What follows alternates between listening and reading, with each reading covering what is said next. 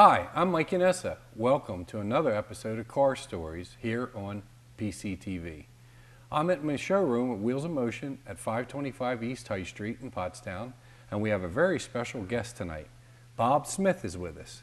Bob, you were away from Pottstown for a long time, but when you were here, you had a lot of racing history right in this area, and I know all our viewers like to hear race stories, so we got some good pictures and some good racing history tonight. Bob's been involved with cars since when, Bob? Like probably 5 or 6 years old. What models or what got you interested? I always liked cars. Right. And I remember growing up, I got 25 cents a week for an allowance, and wow. Every 2 weeks I'd go out and buy a Matchbox car, which was 50 cents at that time. So even back then, I was spending all my money on cars. Right. So, and then my neighbor who ran a garage down in Montclair, Okay. I would go down there, and he started teaching me a little bit about cars, doing some body work, tune-ups, oil changes, things like that. And that's where you're from, Montclair? Montclair, yes. Okay, all right. Born and raised there. So, All right, yeah. so you snuck out of the house or? Snuck out of the house because, again, my parents weren't car people and didn't really understand why I would enjoy that. But I would sneak down on the weekends and work on cars. And where were stuff we at? 8 years old, 10 years old, 12? Probably more like 12, 13. 13, teenager? Yeah. Right, Mm-hmm. okay. And then what? Well, I went to college. Okay. And graduated with a business degree in management, Okay. and got a job in a bank, and absolutely hated it. Really? But it's what, it was thought that you should do. So probably after about 2 years there and talking to my wife, Sally, Mm-hmm. I needed to make a change. She knew the son of Walt Wenny at S&W and talked to them and got me an interview down there.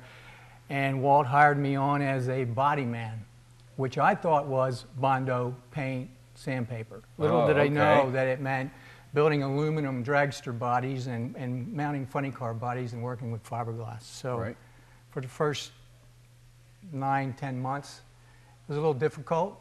Right. But I picked it up, seemed that I had a knack for it, and after about a year and a half, I was doing pretty well. I was the sole guy making all the dragster bodies. And where are we at time frame? Like late Probably 70? 75, 76. Mid-70s, okay. Mid-70s, yes. All right. So while I was there, I got to meet a lot of interesting people, probably a lot of names that people know about in this area. I worked on Don Garlitz's car one time when he came in, because everybody was in the area, always stopped at S&W. I worked on Tommy Ivo's 4-engine car one day, repairing the body. Wow. I helped work on the Chi-Town Hustler, Eastern Raider, Frantic Ford. There was a whole double B circuit at that time. You had Joe Amato with the Keystone Cuda and many others. So I was the guy who did all the aluminum work, seats, wings, fuel tanks, and then funny car bodies, and then I mounted all the funny car bodies. And is this where you got your name, Tinsmith, or did that come later? The Tin Man, yeah, sort of. Everybody called me the Tin Man. It was about the time that the show was popular. So, yeah, and funny. Many of those contacts during that time later became my customers, which we'll get to a little later. Okay. I want to say it was about 1978. There was another guy working there. His name was Don Meng, who was an absolutely fabulous fabricator and welder. So he did more of the structural work, welding work primarily. Welding. Okay, and you did the tin bodies. Okay. He wanted to build his own dragster, but he didn't want to build it there. He wanted to build it at his home out in Schwanksville. Right. And he asked me if I would be willing to build the body for him. So I did. And basically that led to us turning in our notices at S&W and starting our own business, M&S race cars. This was about 78, 79 time frame. And that was at his house, or? No, this was out on Swamp Pike in Gilbertsville. Right. It was behind an old used car lot there. The building's still there. It was just a little 3-bay garage. It was long enough that we primarily did dragsters and funny cars. And did Don race Did he actually go to Maple Grove and drive a car? Yes. Okay. He had I never knew that. Yeah. You didn't know? No. No, you just no. you worked on I it. never got in the car to race, although I did tour with a lot of cars later on. Right. This picture right here is actually the first 2 dragsters that we built. This is a picture out of Superstock magazine that they did a big article on these 2. They were 2, I believe they were cousins. They local guys? No. No? They were from upper New York State. Okay. And we started having a lot of inquiries at that time for an alternative to S&W race cars. Right. So we started getting a lot of people, and we got a lot of people off the Double B funny car circuit, one of them being Tommy Musselman, who ran Schisler Speed Shop up in Schwanksville. I'm sorry, Souderton. Souderton, yeah, I remember. Souderton. Right. And he had a Double B funny car, which we built. This is a picture of Tommy going through the traps at Englishtown at the Summer Nationals with the blower exiting the car. I thought that was a great picture. So you're just building dragsters and funny cars? Yes. No Camaros, street cars? Not really, no. No, nothing. Basically, you're specialized in dragsters and funny cars. Right. Okay. And gas, alcohol, and we ended up building 1 top fuel car for Jim and Allison Lee. I'll show you a picture of that. Okay, cool. While we were campaigning this car in the circuit, we did a lot of match racing, and so I mounted an altered body on this thing, which we would use for match races and things like that. So that's the same chassis? Same car, everything's the same. Bodies. Put the altered body on it, wing on the front, wing on the top, and the people loved it. Fuel altereds are, you can't beat them. Yeah. So. Wow. Anyway, we also built, this is the Jim and Allison Lee top fuel car. The uniqueness about this was it was the first all magnesium dragster body. Really? Which was a challenge. It was about 1/3 the weight, but it was very difficult because, as you know, magnesium ages, so the more you sat around, it got brittle. So it was sheets of magnesium. Sheets of and magnesium. You bent it and formed it? You had to heat it. You had to anneal it each time you bent it. I never even knew they did that. I didn't know that. Well, nobody does it because it's not very cost effective to do that. Right. So. And how much lighter was it? A couple? About 30 pounds. Yeah. Well, which is quite a bit for a top fuel car. Yes. I would say then probably about 1981-ish time frame, we met Craig Arfons. He's the son of the famous Arfons family with the green monster cars. And he was looking to find a shop to build jet cars. He had found a cache of small J85 General Electric jet engines out in the desert, either in Arizona or California, I don't remember which, and came up with this idea that we could put it in a classical dragster or funny car chassis, as opposed to the very long, cumbersome jets that everybody was accustomed to. Right. So we did that. We built the first one, which was for one of our Double B funny car customers from before. It was Joey Petro from Epping, New Hampshire. This was the kamikaze car. And the challenge with jet cars was not so much hooking up the rear tires, but making sure the car went straight. You mounted the motor at an angle facing downward, because if you had it a little bit up, the thing would want to fly. Right. And the other thing is, with a jet car, you don't steer a jet car, you aim a jet car. And so you have to make sure that the car is built so that it'll go straight.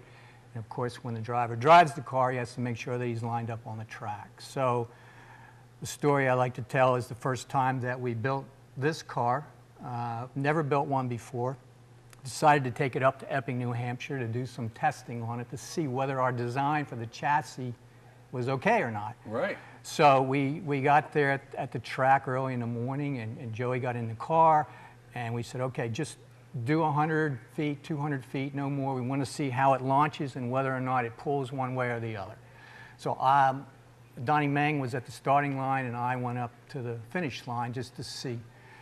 So they fired up the car, did a little flame show, and he took off and did the full quarter mile without letting off, 310 miles an hour, straight as an arrow. Oh my goodness. Which in itself was a feat, because we weren't sure if the car was going to go straight or not. He had never driven a jet car before, so he didn't know what to expect. Anyway, long story short, it worked out fine, and we ended up building probably 8, 9 dragsters for the Arfonses and probably 7 or 8 funny cars. Right. I remember that reputation of M&S as that they were the place to Yeah. get a jet car. This is the last green monster car. This is the one that Craig was campaigning. It's again it's a Datsun 280Z body on a fairly normal funny car chassis, although as you can see that because the motor extends a lot farther forward, he had to move the driver to the left-hand side of the car. There's no torque issues or anything like that. Where are we at here, like mid-80s? No, it's about 81, 82. Oh, early 80s? Yeah. Okay. We did a lot in a very short period of time with these jets because everybody decided this was the way to go to make money because it didn't cost you anything after you had the initial outlay for the car. Right. So when you're at the track, you're packing the chute, you're pumping kerosene, you're checking the air in the tires, and that's all you're doing. You're not buying tires. You're not blowing anything up. Yeah, yeah. Because if something did go wrong, nobody knew how to fix them anyway, so you just put it back in the trailer. Yeah, yeah. So we built several of these cars. This is a picture here of Craig and his cousin. We built 2 cars. We went down to Bradenton in Florida at a drag strip to do some testing. It just so happened that the day we were down there, Don Garlitz was down there testing his turbine dragster, so we got to meet him that time. Wow. And so we sold a couple to a guy in Australia who was campaigning them over there, and it was a lot of fun. Yeah. It was a lot of fun. They were very interesting, a lot easier actually to build than a standard car. Yeah, yeah. Once you knew like you said, the couple little things there. Wow. So then it was about, we'll just move forward a few years, and I was just getting a little burnout with this whole thing. I mean, I was campaigning with several of the jet cars and also with Tommy with the funny car, working all week. And I decided to sell my interest in M&S to Don. Okay. And I left. I got a job at a German helicopter company, of all things, down in Westchester, Pennsylvania. I thought I was going to get a job as a sheet metal mechanic because of my experience, but they wouldn't hire me because I didn't have any aviation experience. So I had a college degree, hired me as a planner scheduler, and within 4 years I was director of operations running the facility. But you didn't give up race cars. No, I didn't give it up. Now, this is when I met Bob. Right. He helped Ed Quay, right? Yeah, well, I'm going to say when I had M&S, I became very good friends with Eddie Quay, who also was a long time ago, worked at S&W and started his own shop. So he could relate to Donnie and I when we started our shop. So Ed and I became very good friends. I hung out at Eddie's a lot. And when I left M&S, I went to work for Eddie Quay part-time, nights, weekends, and I was doing all his tin work inside the Pro cars.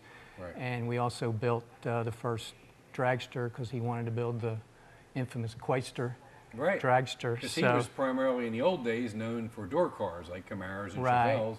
He didn't start building dragsters till about this time period. Bobby Overdorf, who owns a business today, is still in business up on West High Street. Bobby was a dragster guy. And between Bob and Bob, Ed Quay built the Quayster, and you know the rest of it's history. Now he builds dragsters, door cars, and everything. So against my better judgment, I started working on door slammer cars for a few years. And yeah, that's right. I remember that. And then I moved on and had a 35-year career in aviation. I ended up moving down south, spent a few years in Dallas, and then about 18 years in Little Rock, Arkansas. And a couple years ago, I'm at Duryea Day. Well, I retired in 2014, and we decided to move back home. Move back home, and I'm at Duryea Day. Right. And in the crowd, I recognize these two faces. And yes, Bob I hear and this. Sally Smith. I hear this, Bob, and I look over, and it's Mike. And I hadn't seen Mike probably in 20, 25 years, right? Yeah, when you moved, yeah. Wow. So anyway, when we got back here, we rediscovered the incredible car culture that's going on in this area. Right. So for my first retirement project, I built a street rod, a 33 Ford replica. There's a picture of it here. This is phase 1. It's a tube chassis, all fiberglass body, a Ford 302 Boss motor in it. and just got it on the road probably 2 months ago. And his first, if you're a frequent viewer of Car Stories, I interviewed him at the Eastwood show this summer. That was the first trip. That was a test. It wasn't a legal car at that point. Yeah, it wasn't even, that was a unload down the street and bring it to the car show, test and tune. So, yeah. Yeah. So anyway, this is phase 1. Phase 2 starting this week. I'm ripping the whole car apart and making a whole lot of changes because, again, I'm a fabricator. Yeah, I'm not a driver. So good. I have a few more other pictures here if you'd like to see, maybe to explain some of the other things definitely. here. And I'd like to bring my wife on if you don't matter. Here's Sally. So, so you guys been together forever. We've been married 42 years. That's great. That's terrific. She spent quite a bit of those 42 years in the drag pits and in car shows and sitting in fields at car shows and things. And so we were talking to Kelly about that. My wife, tomorrow's our anniversary, 35 years, but I say 38, you know. Well, she sat on a lot of tailgates of trucks while we were working on cars. And so we have a few pictures here. The top two are Sally and I this is when we first opened up M&S race cars, and I can understand why my parents had thought that I had lost my mind when you take a look at what I looked like at that time. Yeah. So here's a picture of me, and I think it was at Maple Grove with Tommy Ivo right after we had worked on his car. Right. This is another picture up at the Englishtown Summer Nationals. This is actually an M&S race cars that we won Best Engineered Car at the Summer Nationals that year. This is a picture of the Top Fuel car with the magnesium body. You can see it's like a gold color there. This is up at Maple Grove. We were doing some testing on that. This is at Bradenton with the Arfon's Green Monster car, and you can see this is Garlett's here in the background with his turbine car. And these are two pictures of the jets. This is the Kamikaze. This is Art Gallant with his car. I did a little fancier with some rolled-in wings and panels and things like that. So, like where any of these cars are today? Or? I have no idea. I would really like to know whether these cars survived after all that time. We did go. We had a hiatus from drag racing after we sold the business. And hadn't been to a drag race in probably 28 years, and we ended up going to Bowling Green, the Hot Rod reunion 3 years ago, and saw several of the cars, the replicas of the cars that I had worked on, got to smell nitro again, tire burning, and brought back a lot of great memories and stuff. So. And Sally, did you ever work on the cars? Did you help shine them up or anything? Oh, yeah, we used to clean them up, but mostly we were there just to sit on the tailgate when they rode down the track. Did you help back them up or anything on the track or nothing like that? No, I was not a backup girl. No, you were just a, what'd you say, pit tootsie? Pit tootsie. We called ourselves pit tootsies. That's great. Because that's what we did. We hung out in the pits and we did what we could. We cleaned, we kept the trailer straightened up. And right, that's the same thing. Had a really good time. Yeah. It's what we did almost every weekend. And you were telling me this year you were at a show. We just were out at Bakersfield to the 25th anniversary of the California Hot Rod reunion, which was a fantastic race out there. All front motor cars, old funny cars. We're walking through the pits, and lo and behold, we run into Allison Lee, who we had built the Top Fuel car. Hadn't seen her in 35 years. She recognized us. We hugged like, you know, it was just last week, you know. Yeah. So that was really nice. She was there, They're campaigning the third generation of their front motor car, Great Expectations, and it's her grandson now who's driving the car. Wow. So we had a good time. She's 74. 74, still cruise on the car. On the crew. Yeah. Oh my. Yes. That's neat. Yeah. And then, you know, you bump into her. What are the odds of that? Exactly. Yeah, exactly. The show. Wow. And then we saw the altered. We saw an altered that we had worked on when I was working at Eddie Quay's. So anyway, I'm back. I'm ready to do more tin and fiberglass work. If anybody wants some, he can contact you. But give me a call and I'll hook you up with Bob. If you have any old race cars you're restoring or any new ones you're building and you need tin work done, this is the man.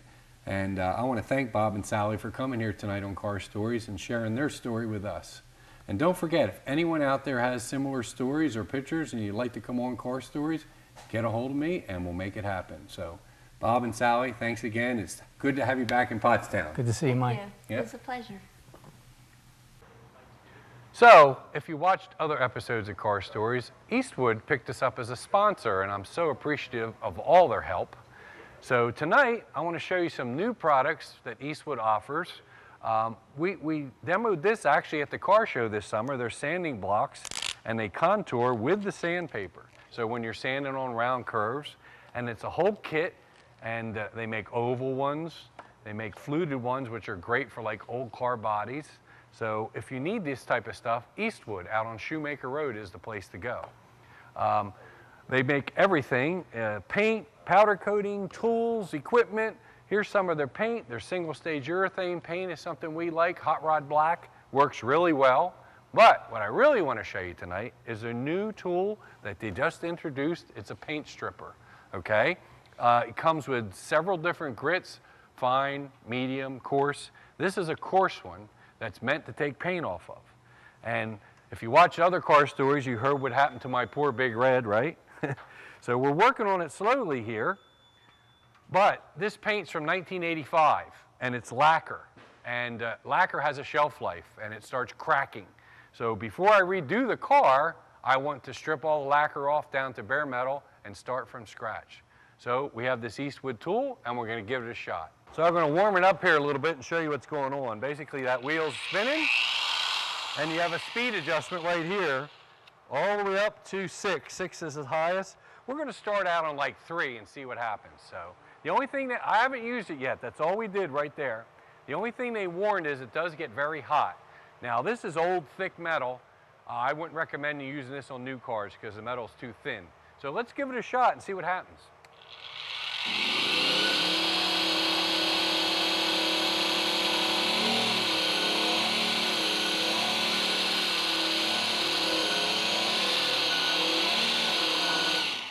Not too bad. I mean, there's clear coat, there's red, there's primer, there's sealer, there's primer, and that black E-coat. And it went through that pretty good. Let's crank it up a little and see what happens.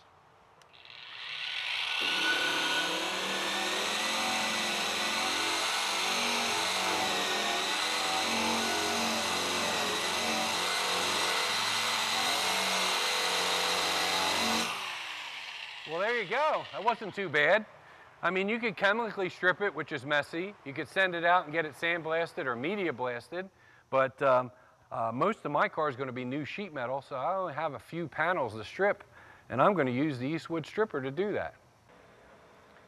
So remember, folks, if you want to watch past episodes of Car Stories, go to thepctv.com, and you can watch all our shows. The Eastwood show this summer was a good one. Some of the shows I've done here are very informative. So check us out on the web, and if you know anyone that wants to promote their business, contact Gus at PCTV and get your business, your commercial on PCTV. It's really good, and it really helped our business here at Wheels in Motion. So it's been a bad summer for muscle car crashes. We had a '67 Camaro, original car, that got wiped out on Route 66 that we're fixing. Of course, my car, Big Red. And unfortunately, last week, we got this one towed in. 1957 Chevy two-door hardtop. The customer's been working on it for 25 years. 89 miles on the speedometer, and unfortunately, this happened. So the car's frame is bent, the cowl is bent, and it's such a shame. What a beautiful 57 Chevy. But we got all winter to fix it, and we'll have it out by next summer, good as new. Well, folks, we're out of time tonight. Boy, it goes fast. I hope you enjoyed this episode of Car Stories, and I hope you continue watching us on PCTV. That's all for now. We'll see you next month. I'm Mike Inessa. Have a good night.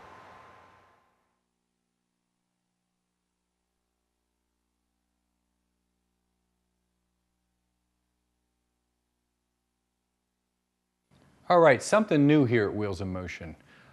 It's called Technet, and we were lucky enough to get picked. I mean, they only pick a few shops, like we're the only one in this area that has this program, and it's really cool. All the parts that we install, like starters, alternators, water pumps, batteries, have a 2-year 24,000 mile warranty. So, for example, if you come here and get a water pump put on and your car breaks down in Florida, or any place, this is a map of all the Technet service centers across the country. And we've been on the program for about a month, and we already had one that a customer was here from New York, and their alternator went, and they looked up and found out we were a Technet dealer. So we did the job, we get paid, and the customer doesn't pay anything because it has a 2-year, 24,000 mile warranty. So all those red dots are Technet garages around the country. So something that's free here at Wheels of Motion on every repair.